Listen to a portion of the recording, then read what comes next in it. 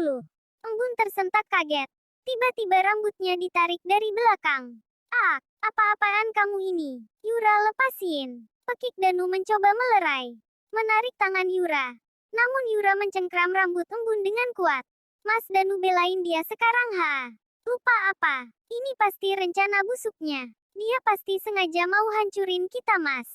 Yura masih terus menarik rambut embun. Embun yang kesakitan hanya bisa meringis. Lepasin. Kau gila, Yura. Pekiknya menahan tangan Yura. Dia ingin memilin tangan itu. Tapi dia masih harus menahan diri. Wanita yang menyerangnya sedang hamil. Dia tak setega itu menyakitinya. Benar, aku memang sudah gila. Puas kamu, ha? Yura. Danu masih berusaha melepaskan cengkraman istrinya di rambut embun. Namun masih belum berhasil juga. Embun yang sudah tak tahan lagi. Akhirnya menendang kaki Yura. Au! Pekik Yura melepas rambut embun. Au, sakit. Rintinya terduduk. Memegangi kakinya yang telah ditendang embun. Embun tertawa muak. Embun membenahi rambutnya yang acak kadut agar lebih enak dilihat. Kau yang memulainya. Ucap embun berusaha tenang. Aku membiarkanmu mengingat kamu sedang hamil. Tapi sepertinya kamu memang tak berakhlak. Sini embun menatap Yura yang mengusap kakinya. Teruslah menggonggong dan menyalahkan orang lain. Embun berbalik dan beralih menatap Danu. Jaga istrimu dengan benar. Embun masuk ke dalam mobilnya. Mobil oranye itu bergerak meninggalkan halaman rumah Danu. Sialan, umpat Yura. Awas saja kamu. Aku pasti akan membalasmu. Jerit Yura ke arah mobil embun yang sudah berlalu. Cukup Yura, sentak Danu. Kamu sudah sangat keterlaluan. Maas, aku ini belain kamu. Dia dan suaminya itu sudah membuat kita jadi seperti ini. Kamu masih mau belain dia juga.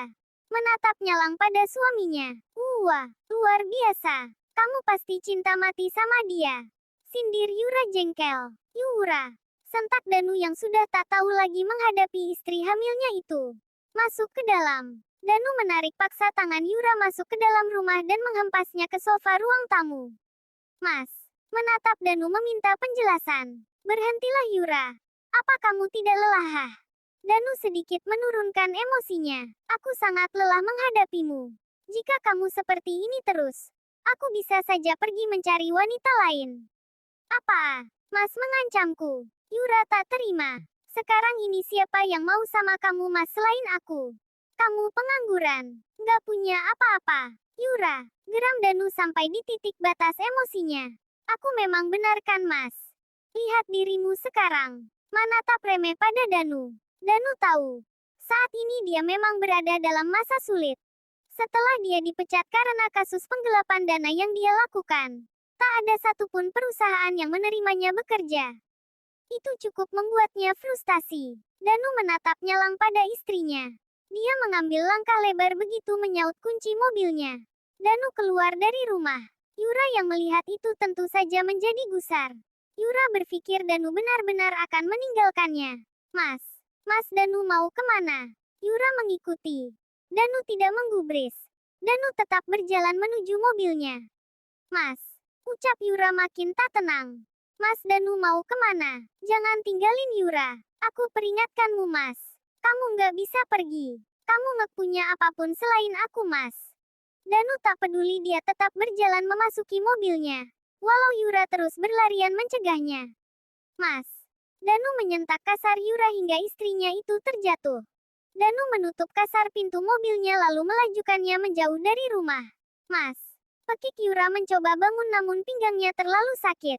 Mas Danu, kembali mas. Akhah. Yura memegangi perutnya yang terasa sangat sakit.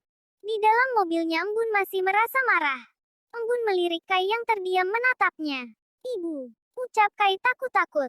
Kenapa sayang? Ibu baik-baik saja. Ibu tidak apa-apa sayang. Kenapa menanyakannya? Maaf bu. Kai menunduk. Ia menyesal meminta embun mengantarkannya ke rumah ayahnya. Hingga ibunya mengalami hal semacam itu. Maaf bu. Karena aku. Tidak Kai. Kamu tidak bersalah. Jangan meminta maaf syahut embun. Tapi karena aku ibu. Sudah. Kita tak usah bicarakan ini. Ucap embun tersenyum teduh. Bagaimana kalau kita berangkat piknik sendiri? Kamu mau kemana? Kai mengulas senyum. Ke W2 aja bu. Baiklah, ayo ke sana. Bagaimana kalau ajak Kathy dan Dedi Mal? Usul Kai. Kathy tak masalah. Tapi Dedi Mal sedang bekerja. Ucap Embun. Kalau begitu aku telpon Kathy dulu ya Bu. Kai menghubungi Kathy. Setelah menelpon beberapa saat Kai mengakhiri. Katanya mau langsung ke W2 saja. Kata Kai. Ju yang akan mengantar Cathy. Oh begitu. Baiklah kalau begitu. Kita langsung ke W2 saja. Mobil Embun melaju ke arah Wonderful World. Di tengah perjalanan tiba-tiba sebuah mobil silver memotong jalannya. Sehingga membuat Embun mengerem mendadak. Kamu baik-baik aja Kai? Tanya Embun yang sedikit kaget. Kiem, Kai nggak apa-apa. Jawab Kayla walau sebenarnya jantungnya deg-degan juga. Mobil Silver L2 adalah mobil Danu. Embun geram. Entah mau apa lagi Danu sampai memotong jalannya. Kai, tetap di sini. Jangan keluar. Pesan Embun pada anaknya. Saat melihat Danu keluar dari mobilnya. Embun pun ikut keluar melangkah hingga di depan mobil orennya. Ada apa mas? Mau apa lagi? Jadi ini rencanamu. Apa maksudmu? Menghancurkan aku. Embun tertawa. Hahaha. Picik sekali pikiranmu. Ujar Embun. Untuk apa aku menghancurkan yang tidak ada hubungannya denganku lagi? Apa? Kau sengaja merayuku kan? Embun kembali tertawa. Hahaha. Lalu kau membuat hubunganku dengan Yura renggang. Dan sekarang, kau buat aku jadi pria pecundang. Kau memang pecundang sejak dulu mas. Ucap Embun remeh. Apa? Kau yang menghancurkan dirimu sendiri. Kenapa harus menyalahkan aku? Koreksi dirimu sendiri. Apa yang sudah kamu lakukan? Embun. Danu melotot menatap mata Embun. Wanita itu tak sedikit pun gentar. Dia membalas tatapan Danu. Ponsel Danu berdering. Cukup lama dan sering. Memecah keheningan mereka yang sedang tegang. Embun mengalihkan pandangannya. Sementara Danu merogoh sakunya mengambil HP yang dia simpan di sana. Yura, mau apa lagi dia? Aku sudah malas berdebat dengannya. Danu menggeser tombol hijau. Mas, aku pendarahan. Perutku sakit. Cepat kembali. Yura, apa? Danu kaget namun dia juga merasa muak. Memikirkan mungkin saja Yura hanya bersandiwara. Apa kau sedang bersandiwara denganku? Mas, aku benar-benar. Akah. Suara Yura memekik kesakitan. Puan, nyonya berdarah banyak sekali. Suara Biina terdengar khawatir dan panik. Apa? Benarkah itu Bi? Danu mulai panik. Aku akan segera ke sana. Danu hanya melirik sinis pada Embun lalu berlarian ke mobilnya. Secepat itu menancap gas dan pergi. Embun menghela nafasnya menatap mobil silver itu menjauh. Kenapa Kai harus melihat lagi hal yang sama? Semoga ini tidak mempengaruhinya nanti. Batin Embun. Bab 61. Danu keluar dari mobilnya begitu sampai di halaman rumah. Rumah itu kosong. Pintunya bahkan terkunci. Danu gundah. Panik. Marah. Kemana mereka? Danu mengusap rambutnya kasar. Dia frustasi. Danu menatap berkeliling teras rumahnya. Salah satu tetangganya datang dan mengabarkan jika Yura sudah dibawa ke RS. Mbak Yura sudah dibawa ke RS Hayam Muruk Pak Danu. Kata ibu-ibu tetangganya. Benarkah? Tanya Danu meyakinkan. Dia sedikit lega. Namun dia masih ada rasa gelisah. Tadi dibawa pakai ambulan sama Bi Inah juga. Oh iya, makasih Bu. Saya mau ke RS kalau gitu. Pamit Danu berjalan menuju mobilnya. Iya Pak Danu. Semoga Mbak Yura dan anaknya baik-baik aja. Danu membawa mobil silvernya ke RS Hayam Muruk. Dia langsung ke UGD. Di pintu ada Bi Inah yang menunggunya. Dengan segera Danu menghampiri. Gimana Bik istri saya? Panik Danu dengan gelisah. Sedang ditangani oleh dokter Pak. Yang sabar ya, ucap Bi Inah prihatin. Walau sebenarnya dia tak begitu suka dengan Yura majikannya itu. Tetap saja dia prihatin. Boleh masuk nggak sih Bi ke dalam? Danu celingukan. Masuk aja Pak Danu. Dari pintu kaca ini langsung ke petugas. Tadi nanyain berkas. Saya bilang tunggu suaminya. Jelas. Bi Inah. Iya, makasih Bi. Danu memasuki UGD dan menuju ke petugas di balik meja. Saya suami pasien atas nama Yura Aprilia. Tunggu sebentar Pak. Petugas itu terlihat mengecek Bapak bawa berkasnya. Apa saja ya Sus? KTP, BPJS atau kartu jaminan kesehatan jika ada. dan mengisi form ini. Makasih Sus. Danu mengisi form, lalu keluar menemui Biina. Bi, aku pulang dulu mengambil berkas pendukung. Kalau ada apa-apa hubungi aku ya Bi. Ucapnya. Iya Tuan. Saya nitip Yura. Pesan Danu kembali ke rumahnya mencari berkas-berkas apa saja yang dibutuhkan untuk menunjang pengobatan istrinya. Setelah semua siap, Danu segera berlari ke RS. Di sana Yura pun masih ditangani oleh dokter ahli. Dokter pun meminta agar Yura dioperasi. Pendarahan yang dia alami sangat banyak dan itu membahayakan nyawanya. Jadi Pak Danu, mohon tanda tangani ini. Ucap dokter setelah memberi penjelasan pada Danu. Danu terkulai lemas. Nyawa Yura dan anaknya terancam. Dan Danu harus merelakan anak yang bahkan belum dia lihat itu pergi selamanya. Di lorong ruang operasi Danu duduk lemas di lantai. Danu memukul dan menjambak rambutnya. Dia frustasi. Dia menyesal. Apalagi Yura mengalami pendarahan karena dia emosi dan mendorongnya tadi. Air mata pun lolos juga. Maafkan ayah nak, lirihnya. Bulir itu terus keluar dari mata Danu. Banyak penyesalan yang dia rasakan. Dari perceraiannya dengan Embun, menyakiti Kayla, penggelapan dana, dan yang terakhir membuat Yura keguguran. Danu memukul-mukul kepalanya. Dia meraung di depan pintu operasi. Ark, kenapa hidupnya jadi seperti ini? Kenapa semua seolah memojokkannya? Apa salahnya? Di sisi lain, di lain waktu, Embun berjalan keluar dari kamar. Dia berjalan perlahan melangkah dan berhenti di depan foto Hana yang terpajang tak jauh dari kamar Katie. Embun menatap foto itu lamat-lamat. Memang benar. Kini dia seperti melihat pantulan dirinya sendiri di foto itu. Tatapan Embun berubah menjadi sendu. Dan sangat pilu. Kenapa kita begitu mirip? Dan kenapa nasib kita berbeda? Kenapa kita bersuamikan orang yang sama?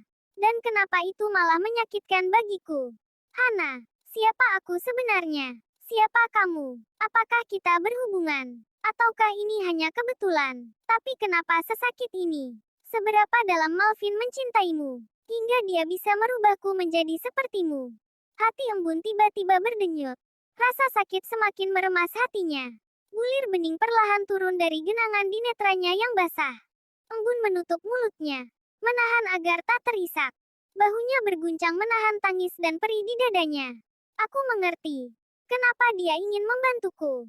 Membuatku berubah sedrastis ini. Dia pasti sudah menyadarinya. Dalam ingatan Embun, kembali terlintas semua perlakuan manis dan baik dari pria yang kini menjadi suaminya itu. Bagaimana Malvin menghiburnya, memeluknya, tersenyum hangat padanya. Dan cara Malvin menatapnya penuh kerinduan. Embun masih sesenggukan. Jadi tatapan rindu itu untukmu. Tatapan hangat dan sayang itu untukmu. Kenapa aku begitu bodoh tidak menyadarinya? Lirihnya mengusap pipinya yang basah. Malam itu Embun hanya merintih di depan foto mendiang Hana. Hingga dengan sendirinya Embun menenang. Dia mengusap pipinya dan beranjak melangkah. Dia tidak kembali ke kamarnya. Embun berjalan dan mengunjungi dapur. Di sana dia menghidupkan saklar, menatap ruang kosong yang sepi. Para koki dan pekerja dapur sedang beristirahat. Embun melangkah dan mengambil beberapa bahan untuk dimasak. Memasak membuatnya tenang. Dengan memasak hatinya berangsur baik dan riang. Embun tengah membolak-balikan masakannya. Saat sepasang tangan menyusup memeluk perut. Embun tersentak kaget. Menoleh ke belakang. Aku mencarimu di kamar. Kenapa di sini? Aku memasak. Malvin mematikan kompor. Ayo kembali. Biar aku selesaikan masakanku. Tanggung. Ucap Embun kembali menghidupkan kompornya. Apa yang kamu masak? Tteokbokki. Makanan Korea. Tanya Malvin. Pipinya ipipi Embun. Aku sedang ingin membuatnya. Baiklah. Setelah ini kita ke kamar. Aku nggak mau tidur sendirian. Saat membuka mata aku juga ingin melihat wajahmu pertama kali. Embun tersenyum kecut. Wajahku. Atau wajah Hana. Mimik muka Malvin berubah kesal. Jelas dia tak senang Embun kembali membahasnya. Malvin mematikan kompor memutar tubuh istrinya. Menangkup wajah sendu Embun. Tidak ada wanita lain di hatiku selain kamu. Tegas Malvin yang mengerti kegundahan hati Embun. Hanya ada kamu di sana. Malvin mendekatkan wajahnya melumat bibir istrinya dengan lembut. Lidah mereka bergelut. bergulung lembut dan perlahan. Love you baby, bisik Malvin. Kembali menautkan bibir dan lidahnya. Bergulung lembut dan perlahan. Mal, diam. Malvin menyatukan keningnya dengan kening embun. Bagaimana menurutmu jika aku menghentikan perawatan? Malvin terdiam sejenak. Ia tahu kemana arah tujuan ucapan embun. Lakukan saja. Embun menarik nafas panjangnya. Aku akan kembali jadi embun yang dekil. Malvin mengulas senyum. Aku lebih suka kamu yang dulu. Benarkah? Tanya embun sedikit ragu. Bukan wajah ini. Malvin tersenyum lagi. Wajah ini membuatku tak tenang. Terlalu banyak yang melirikmu sekarang, ucapnya menautkan lagi bibirnya. Mengecup ringan bibir istrinya. Jika wajahmu yang dulu, kamu hanya milikku. Lanjut Malvin. Embun tersenyum. Ada sedikit kelegaan di sana. Malam ini aku sudah tidak memakai krim lagi. Malvin memeluk tubuh embun. Kembali menautkan bibirnya. Malvin menarik tali pengikat baju tidur embun. Dan melepasnya. Menyisakan lingerie yang menggoda di tubuhnya. Malvin juga melepas sendiri baju tidurnya. Dan melemparnya sembarang. Kamu yakin akan melakukannya di sini? Malvin tersenyum geli. Jo, sebut Malvin dengan suara lebih keras. Iya tuan, sahut suara di balik tembok. Jangan biarkan siapapun memasuki dapur.